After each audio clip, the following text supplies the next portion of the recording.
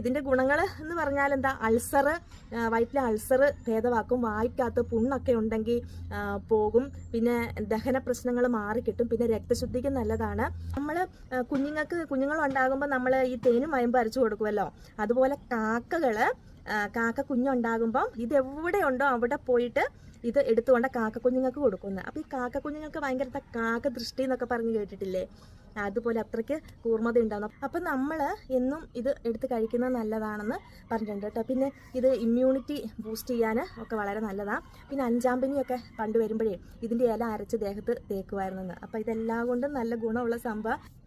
അപ്പോഴേ എന്നെപ്പോലെ ഇതിങ്ങനെ വീട്ടുമുറ്റത്തൊക്കെ ഉണ്ടായിട്ട് ഇത് മണിത്തക്കാളിയാണെന്ന് അറിയാൻ മേലാത്ത കുറേ എന്നെപ്പോലെ ഉള്ള ഒരാൾക്കാരുണ്ടാവും. അവർക്ക് വേണ്ടിയിട്ട് ഈ വീഡിയോ ഒന്ന് ഷെയർ ചെയ്ത് കൊടുക്കണം കേട്ടോ. ഇനിയും അവർക്ക് എന്നെപ്പോലെയുള്ള മണ്ടത്തരം പറ്റരുതല്ലോ.